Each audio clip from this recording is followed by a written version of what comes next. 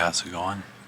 Just gonna do a soft spoken like I don't normally do. I do some soft spoken videos, but normally I whisper. This will be an ASMR video, but hopefully you like it. Got a piece of puff wheat cake here, pretty big, so I'll be enjoying this during the video. As you can see, I'm outside and in nature, in a park, and got some Starbucks double shot energy and coffee energy drink. I'll be enjoying as well. Ryan S was saying he RLS ASMR. He's a guy who has a YouTube channel. I would call ourselves friends on YouTube, and he was saying that he liked my video that I did outside, and he even mentioned I was drinking a Starbucks energy drink at the time of my video, so I thought I'd do that again.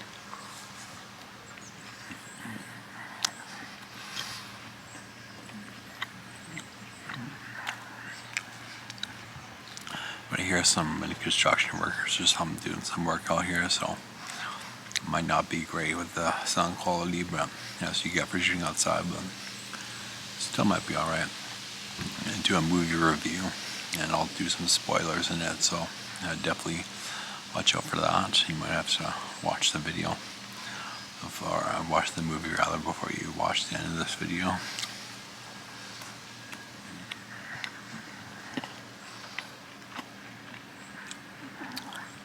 This is the second video that I've done today, actually, and it's October the 6th, 2024.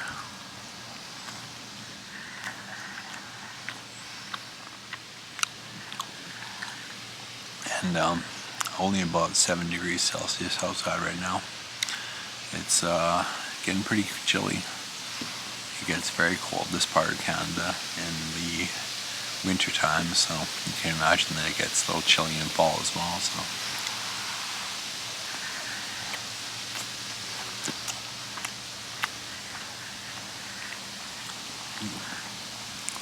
but I think this is kind of conflicts with nature maybe, but I was going to talk about credit cards. I was going to talk about that in my last video, but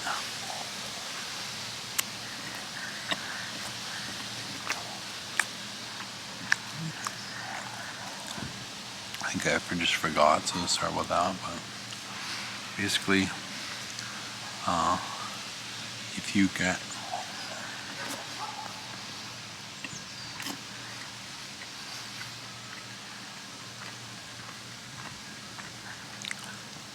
if you're not a big spender, it doesn't make a whole lot of sense, in my opinion, to go for a credit card that has an annual fee.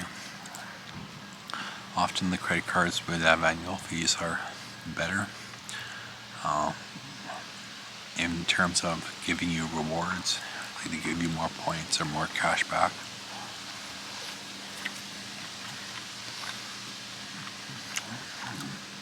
And the points can usually be redeemed to book flights and stuff.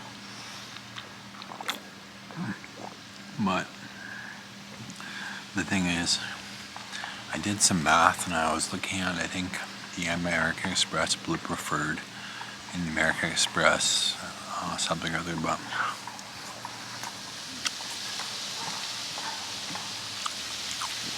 it was basically one credit card that gave, I think, 2% cash back. Another credit card that gave 4% cash back, bought by American Express. But the one that gave 4% was had an annual fee. I forget what the annual fee was, but sorry.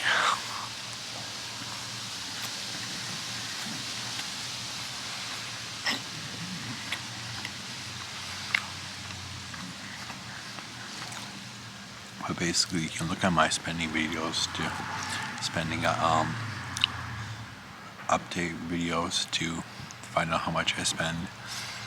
And I was doing some math with my level of spending. I would probably earn a bit more with the credit card with the high annual fee, or that had the annual fee like I just referred to.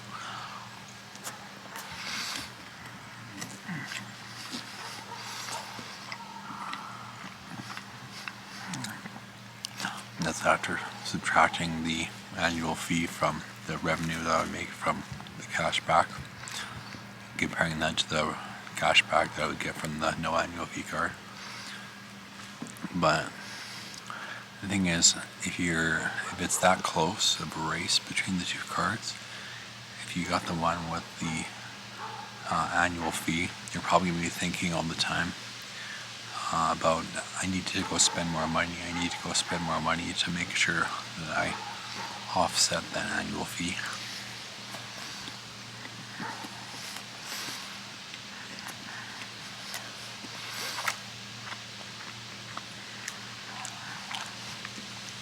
And you're probably going to end up spending a bunch of money that you don't need to. And then there's the stress of worry about spending enough money. So it doesn't really make sense. If you're a big spender, it does make sense to get one with an annual fee, because you're going to just make so much money. But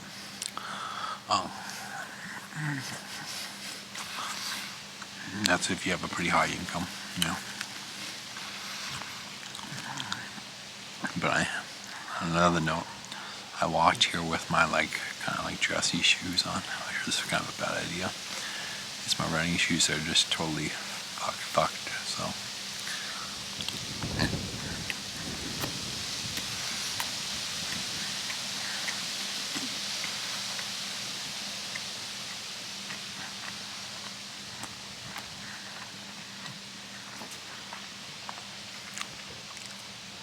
Could have worn my boots though. I have some winter boots. But I'm not sure of the sound quality because I'm not using normally when I set up my computer doing the ASMR videos, I'm using the Blue Yeti microphone, which is a pretty good microphone. It's not super expensive or anything, but super high quality. It's a decent little microphone. Well, actually, it's not little, but kind of big. I guess that's why they call it the Yeti, but you know what I mean. It's just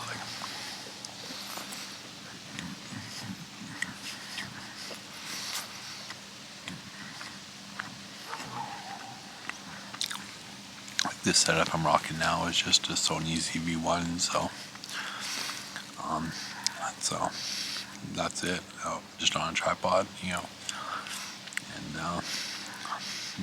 turned up the gain on the, I don't know if you call it gain, I guess you call it audio record level, so that you can hear me quite well, but I think it's set to a pretty good amount. I turn it way up high because it's soft spoken and it's not, the camera's not next to my face really.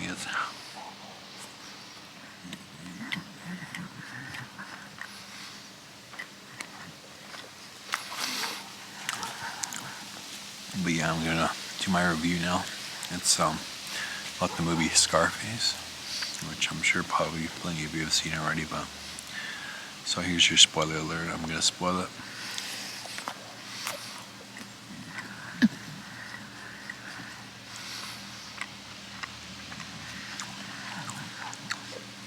So I recommend it. It's a great movie. I recommend you go to watch it. So I forget who the director was, starring Al Pacino and some others. I think who's the lady who plays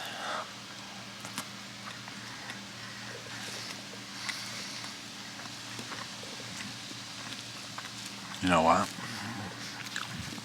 I don't want to say the wrong name and get it wrong, so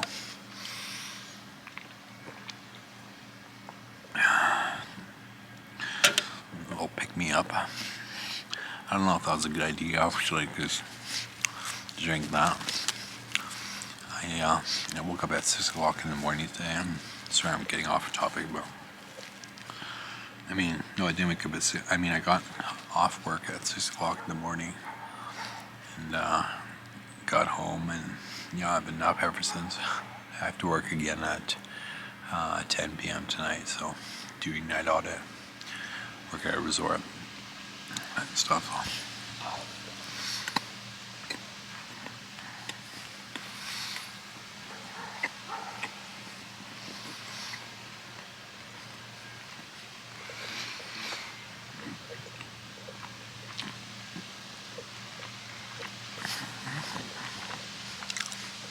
but this is a movie.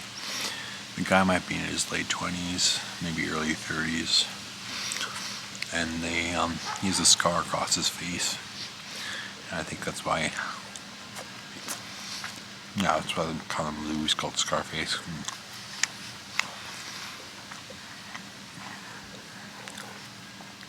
And he's Cuban, and he considers himself, he's being interrogated by a group of Americans. He's trying to get into America.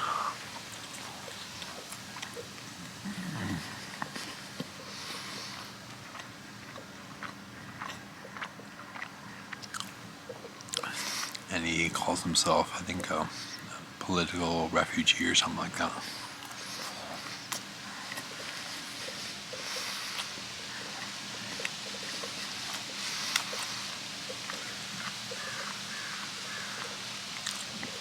And he says something to the people interrogating him, the Americans, like he doesn't like being a Cuban and being told what to think and what to do and stuff. And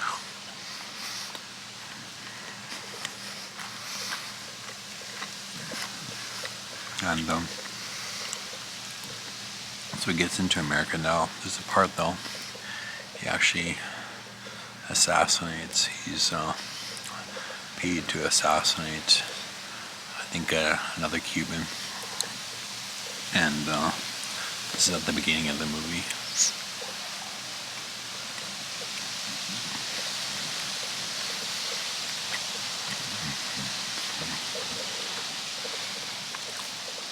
He says something like,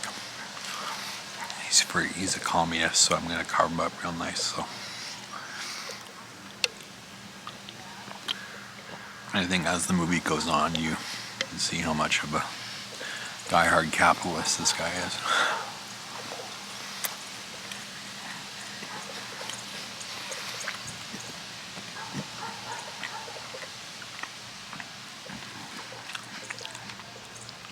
But he does get accepted into America.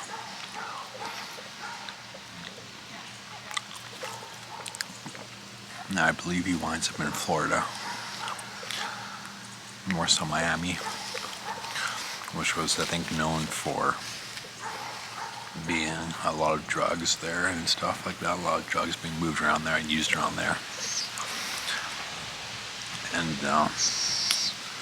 he starts, he's working as a dishwasher with his friend, and I think his name is Manny, and he's a good Cuban friend of his who also got into America. And so he's definitely starting at the bottom.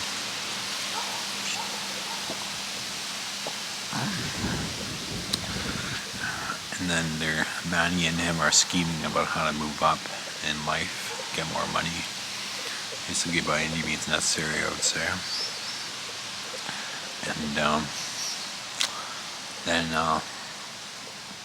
he gets a deal from the people who ordered him to assassinate that guy, because they are stationed in Florida as well, in Miami, I believe. So they get a deal to move some marijuana for them. And he's talking with this guy named Omar, who works for a pretty big time drug dealer. And they're at their job, they're in their aprons and just on their break from their dishwashing job.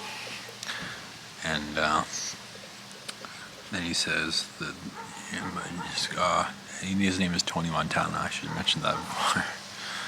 And that's what he calls himself. I don't know if that's his real name or just a name that he made up for himself. But so people don't technically really call him Scarface in the movie. But okay, so they offer him some amount of money to do a weed deal, move some weed for them, but marijuana. But he says, like, what the fuck do you think we're baggage handlers, man? And the going rate is something or other, and he knows how much it costs, and he basically determines that those guys are trying to screw him. And then Omar the drug dealing employee at the bigger drug dealer is sitting there in his car, and he was doing a bunch of cocaine too. And when he was waiting for those Manny and Tony Montana to come and see him, he says something like to the effect of, "You want to be a big man? You want to make some big bucks? How about this? You can go and deliver some money, do a deal with some. I think it's Colombians actually. And if you do that, if you bring them the money and you bring back their drugs, you can we're going to give you, I think, $5,000, which was a lot of money back then." And they kind of like that deal. And yeah, but so Tony accepts, Manny accepts, and so they got that deal scheduled. And then basically, Tony and Manny, I think they have one extra guy with them. Yeah, I think one extra guy. And they drive to the Colombians' motel, I think, where they're staying at, or apartment where they're staying at. And Tony says to Manny, he's like, "Okay, you can stay in the car for a sec, but if I'm not back right away, like, come inside looking for me." And that's good stuff. So Manny's like, "Okay," and so Tony walks into the apartment, and it's a girl, a woman laying down on the bed, and there's like maybe 3 guys in there, and he's like, goes in there and basically says like, "Where's the cocaine?" And the guy says like, "Oh, it's in a place nearby, don't worry about it, we can get it here right away." And the guy says to him, my town, it's like, "Where's the money?" And he's like, "Well, it's also at a place nearby." And then all of a sudden, that woman who's lying on the bed with the blanket, she whips open her blanket, and she's got him like a machine gun on her, and she points at Tony Montana, and the other guy, I think, pulls out a gun, and you quickly realize that it was just set up, right? They're being fucked over. And then, but then meanwhile, Manny is back at the vehicle. He's like hitting on a girl on the street. That's like, so, and yeah. So now, so Tony's getting into the big trouble, and he says like, basically like, "Fuck you." Tony says to the guy like, "You steal from me, you die," blah blah. But he's getting into some hot water, and they bring the guy, Tony and the guys with, into the bathroom, and the guy whips open a chainsaw, and so things are getting really ugly. And then Tony, he starts the chainsaw, and he's basically like, "If you don't give me that money or agree to help us, we're gonna like cut this guy up with a chainsaw," basically. And Tony just refuses, and Manny's still in the vehicle.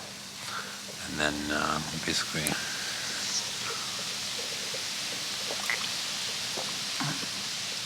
the guy starts cutting that guy up with the chainsaw, and it's gory, and Tony tries to look away, but it doesn't really work, and so that guy gets killed with the chainsaw, which is probably one of the worst ways to die. And then, but right about that time, when the guy's gonna start killing Tony as well, Manny comes in with a gun and like shoots a person or two. I forget exactly how it went, but basically like then Tony, Manny get the upper hand and kill those guys. And yeah, so sorry if that's not exactly the way it went. I think they kill the Colombian guys though, but no. They make it off with the drugs, I believe. So I think, and now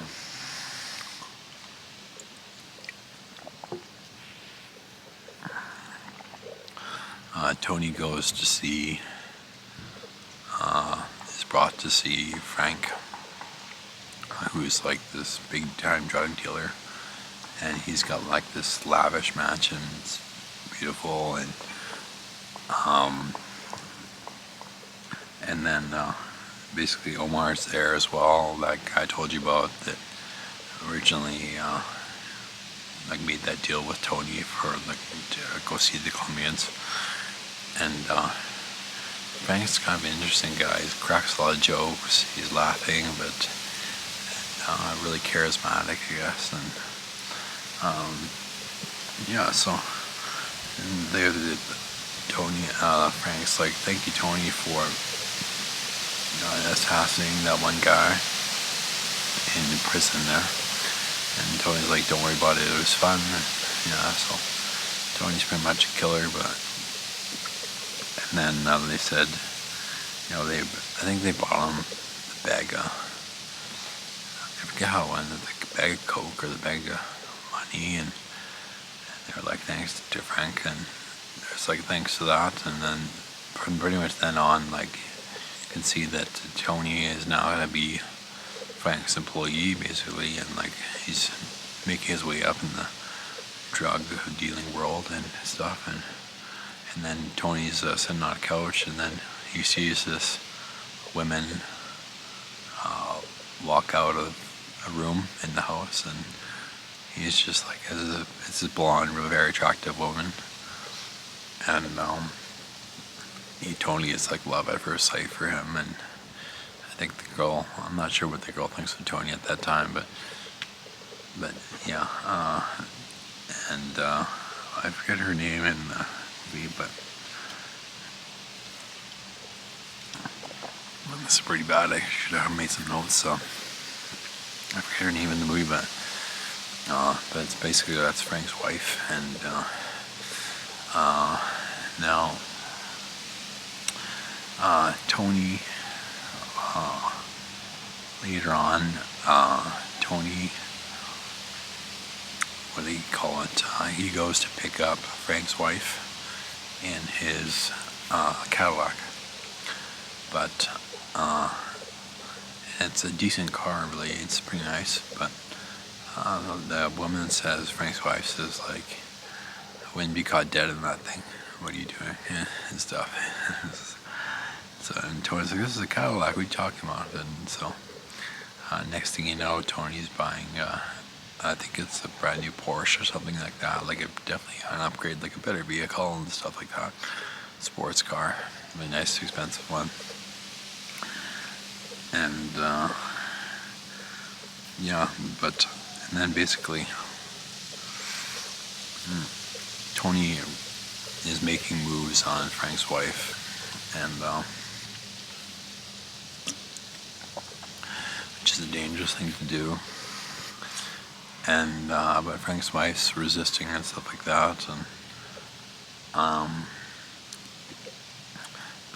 and then Tony and Manny wanna like are by the beach and stuff like that. And Manny goes up and he's like, it's gonna be gross, but he puts his tongue up and like goes like this to a girl or something like that, or and sticks his tongue out like, and the girl like slaps him and stuff, and Tony's like, that's not how you do it, man. Like, first you get the money, then you get the power, then you get the woman, and girls don't blame me for saying that. That's what he said, but in the movie, but yeah. So, but Tony and him and Omar go to, next thing you know, they're ordered by Frank to go to Colombia and to meet a guy named Sosa, who's like this huge, compared to Frank, he's a much bigger drug dealer than Frank is. Frank's just like the drug dealer in Miami. This guy like supplies to the big time drug dealers in the States with cocaine. And Omar's trying to do a small deal, the deal that Frank ordered with Sosa. But Tony doesn't want to do that. He wants to do a bigger deal with Sosa. Sosa's is kind of like, he looks kind of like a nice guy, but he also looks like vicious. And then Tony is arguing with Omar, and they're saying like "fuck you" to each other, and like we're just gonna do this one deal and that's it. But next thing you know, this guy calls Sosa into the house because they're outside in the courtyard. I should mention that, but calls Sosa into the house. And he says, like, "You ever got a phone call?" And Sosa's on the phone with this guy. And then he looks out the window kind of at Omar. Next thing you know, he comes out and he says, "Okay." And then Omar says, "Look, we're just going to do this one small deal, that's it." And, well, maybe it's not a small deal. I shouldn't call it that. It's probably like a pretty big deal of cocaine, but Tony wants a much bigger deal. And and this is like, Sosa's basically like, "Oh, you should go talk to Frank, Omar." And Omar's like, "Okay, I'll go talk to Frank." And he's like, but and then Sosa's like, "Well, you should get in my helicopter and I'll fly you back to Miami and you can come back here in time for lunch." And Omar's like, "Okay." And then Tony is like gonna go with Omar, and then Sosa says, why don't you leave your friend here?" And he's referring to Tony. And so Tony, Omar kind of is like, "Okay, whatever." He's like, "You're just arguing with the guy anyway." So now Omar goes off into the helicopter with a couple of guys, a couple employees of Sosa. Tony sticks around, and then next thing you know, like Sosa gives Tony a pair of binoculars and says, "Look up there." And then Tony looks up in the sky and he sees like Omar in the helicopter with the noose around his neck. And then he's like, some guys like kick Omar out of the helicopter, and like he falls down and like his neck snaps and Omar's dead. And Tony's like, "Holy shit." Well, he doesn't say that, but and then Tony Sosa's basically like says to Tony like, "Don't you fuck me, Tony." And Omar Omar's gone, so he's out of the way now. But and then Sosa. Sorry, I'm kind of bad at this.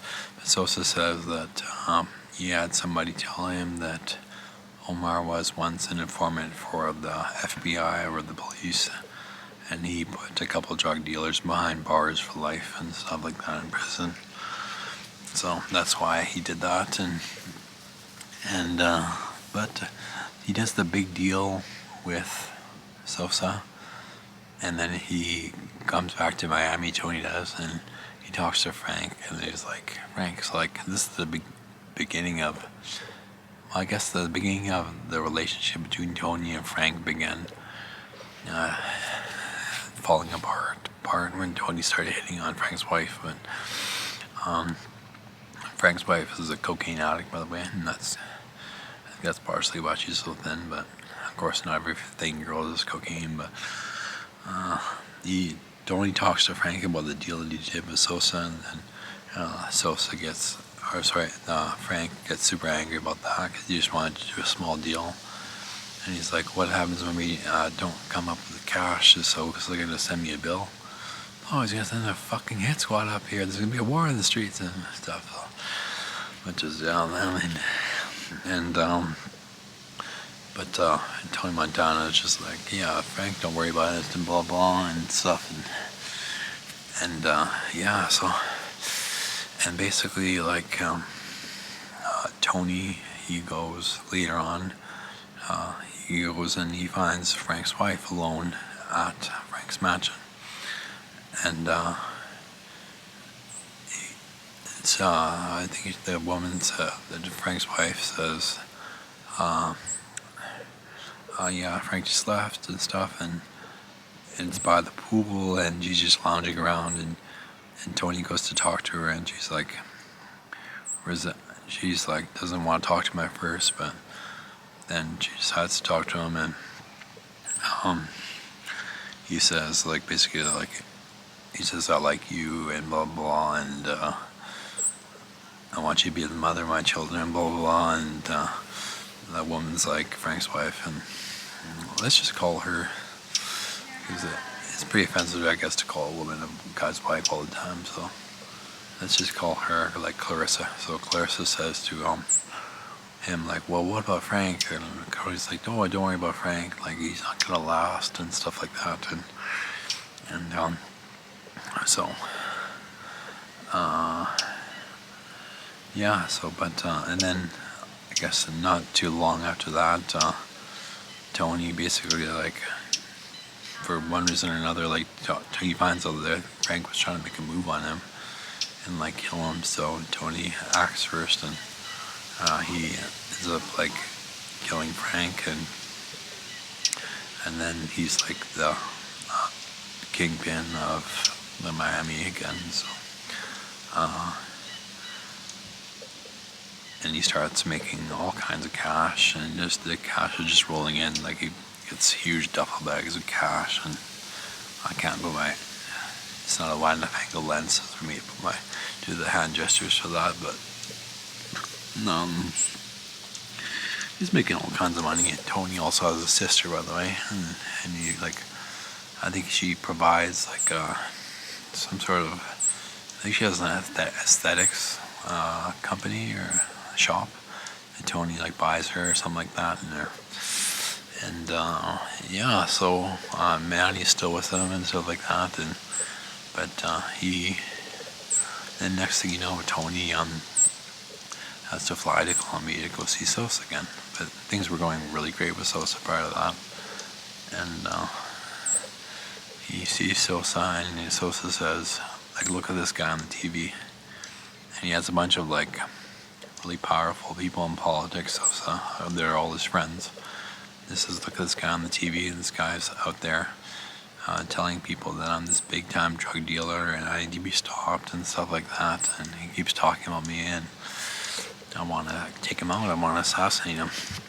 Can you help me with that, Tony? Because he says, I got this guy who's ready to, this assassin here who's ready to take him out, but he doesn't know his way around Miami. He doesn't speak English, so he wants someone to take him around. And Tony's like, oh, yeah, okay, I'll do that. And you can tell that he kind of doesn't want to, but he's like, okay, I'll do that. And it's not like he hasn't killed anybody before and stuff like that. And yeah, so next thing you know, and I keep saying next thing you know, but I'm not sure how to transition from one scene to another. But okay, so Tony is the driver, and he got the assassin in his passenger seat, and he got a couple of his henchmen in the back seat, and they're driving, and basically what they planted a bomb underneath the guy's car, and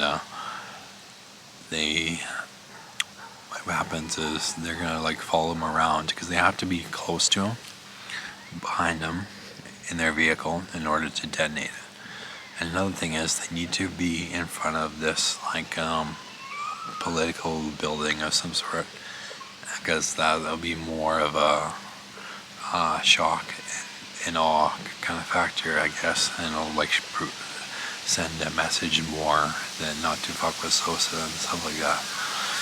So but what happens is the car who's supposed to pick up that guy picks up a couple of his kids, and that guy, so the guy's driving with a couple of his kids in the back, and I think his wife as well. Tony Montana is like, you didn't say that I was gonna, like, kill a couple innocent little kids, and I can't believe you're making me do this, blah blah blah.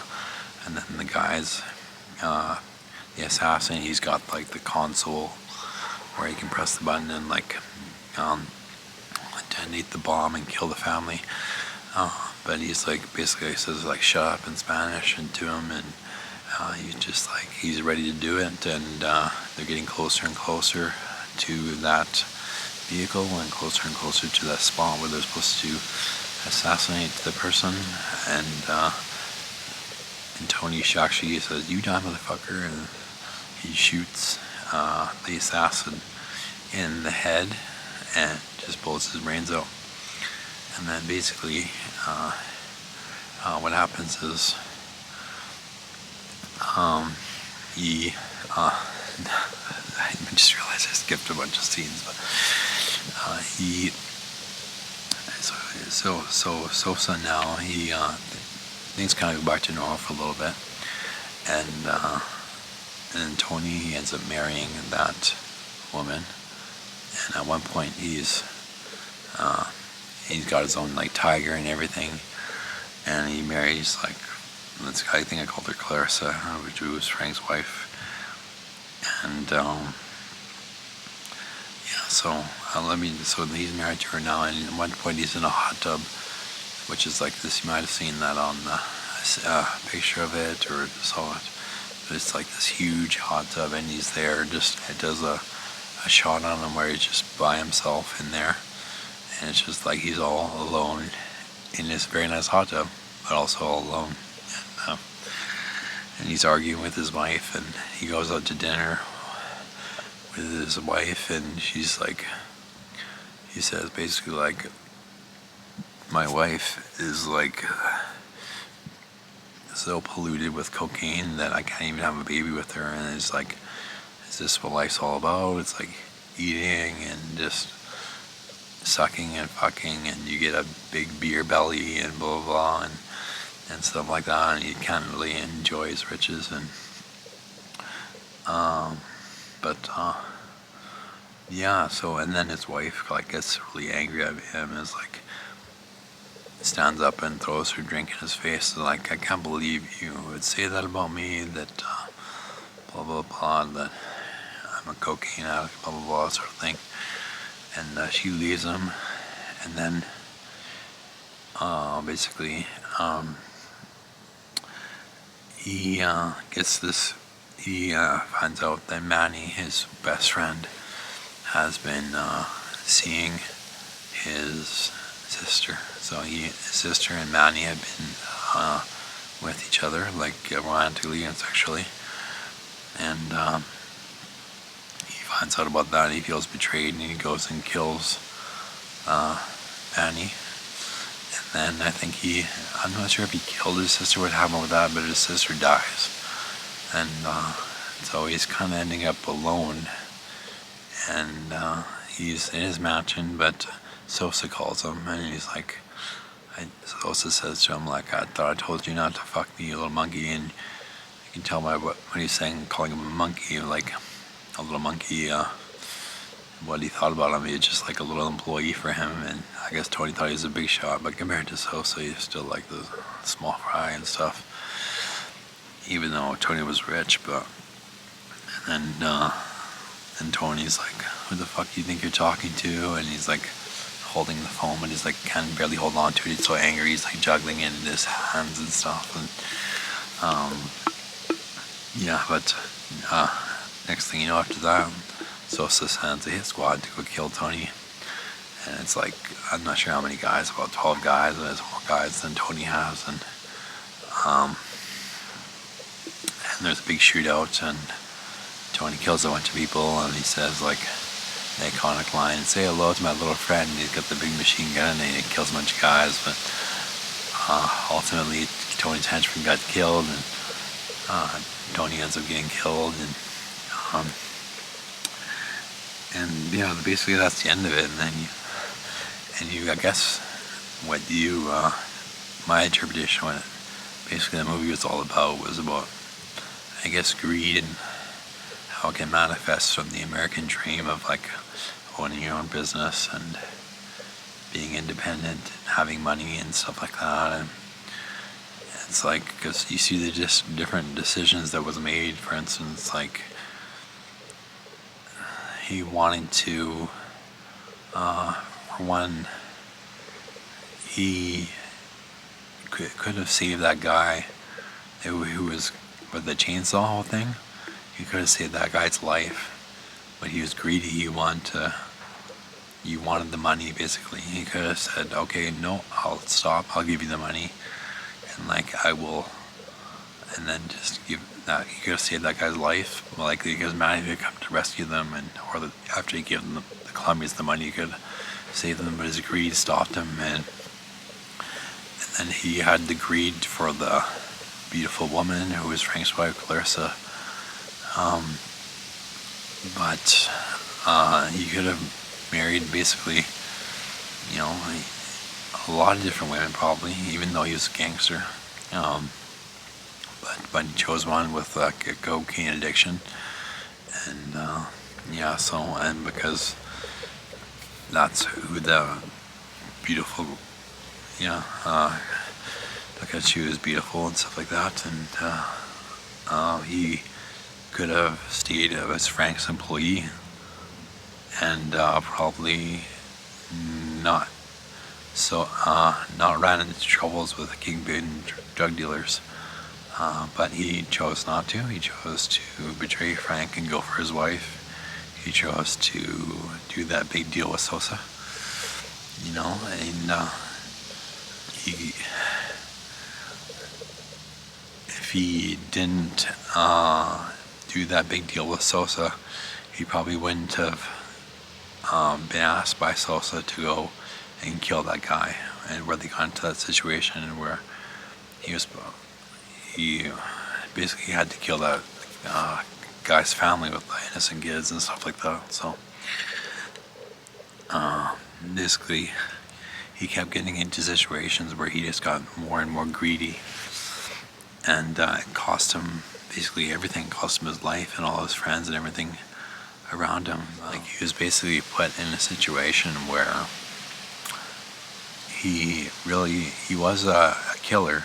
He was an assassin basically before he got into this, but he was in a situation where he wasn't a ruthless assassin like the guy who was in that passenger side of his vehicle, who was ready to blow up the entire family with the kids, the little kids. He wasn't that heartless. He still had a heart, and he still cared about human life.